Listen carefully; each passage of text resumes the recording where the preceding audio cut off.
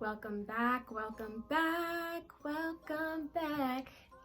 Hey, did y'all ever listen to that May song? I loved that song back in the day. On task. In this video, I want to talk to you about data. We talked about data a little bit when we talked about storytelling. As I mentioned, data is a buzzword, but it really just means research. I want to talk about the importance of data.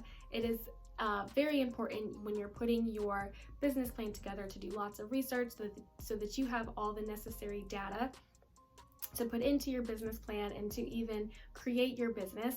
But once you actually have your business, once you start marketing your business, if you are using social media, there are going to be so many analytics for you to keep track of.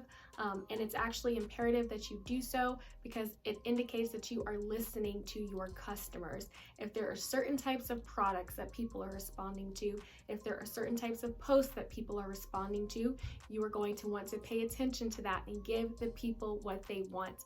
I actually think Facebook and Instagram do a great job of providing you with analytics. If you convert your Instagram and Facebook page to a business profile, there's actually a section, which I will include here, for you to be able to see your analytics and to see how many people are, looking at a particular post, how that post is doing. If you can actually, if you're selling a product, Facebook and Instagram have an awesome tool right now where you can actually link the product to your particular post. So if you have a video or a picture and you're selling a product in the picture, you can actually click the picture to buy the product, which is amazing.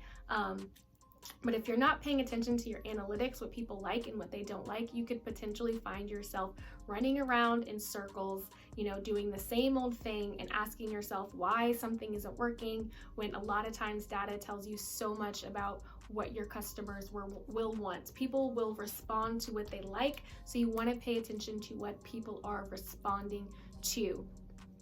You also want to pay attention to particular conversion rates, right? So you definitely want to pay attention to how many people are clicking your post, but there are actually ways, and if you have a Squarespace, and if you have, which I recommended because I love using Squarespace, but there are, and I will also make sure I include a link to other types of websites that you can get as well. I don't want you to think that Squarespace is the only option.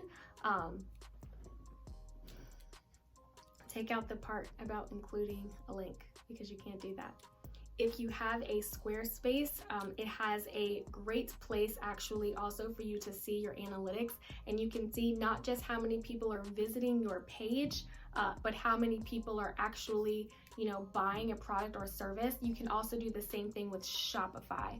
So Shopify is different than Squarespace. It's not just building a website, it's actually building a website where you're selling a particular product. It's one of the most popular websites for selling a product. I actually am using Shopify right now, and I love it. I think it has a lot of ways to build a really clean website, and it also allows you to, in addition to tracking your customers, you can actually set up like email systems so that you are sending emails to people who have visited your website automatically. And I have actually an excellent Shopify training that's really helpful. I used it when I was starting my Shopify, and I will leave a link to that training down below if you are interested in setting up a Shopify for your product. And again, I like Shopify because I also think it's a great space to show you kind of your analytics and to be able to take advantage of those analytics and use it to your best ability. Again, in addition to, building a customer base, you want to think about building brand loyalists, customers who want to keep coming back. So if you are paying attention to what your customers love, and then you're giving your customers what they love, they're going to keep coming back. And it's so nice to be able to keep relationship with customers so that you're not always pressed to find new customers at all times. Customer retention can be ridiculously important. And on the topic of customer retention, I also want to tell a quick story that I read in a book. about a car company. They were actually a rental car company, and some big executive came in and tried to rent a car, but they could not give him the car because his driver's license was suspended. And all of the driver's licenses, all of the places in that state, apparently I think it was a weekend, the next day was a Saturday, so there was going to be no way for him to get his driver's license in that particular state on a Saturday. And so, you know, they could have just told him, good luck, I'm sorry, you can't rent a car, what can we do for you? Instead, they decided to have somebody from their company drive him around for the next day to all of the destinations that he needed to get to, and then took him to get across state lines to the nearest driver's license DMV area for him to get a driver's license, valid driver's license, and brought him back to help him rent a car.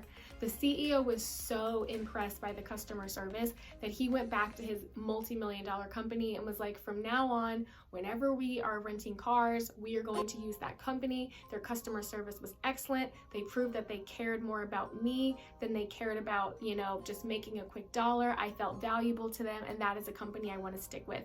And that is the type of company that you want to be. And a great way to figure out what your customers love and what they're responding to is really to pay attention to the data, pay attention to the numbers. Show your customers that they are loved by giving them what they're responding to. And to the extent that you can, have good customer service.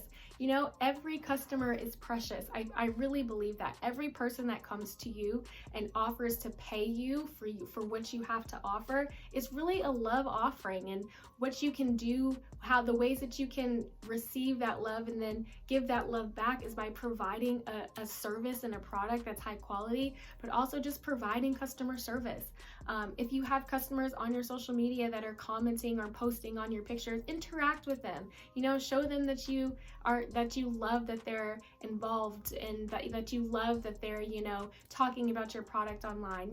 Let them know that they are special.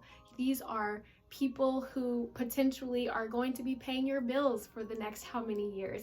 So you should be rejoicing every time you get a new customer. You know, make your customers feel special.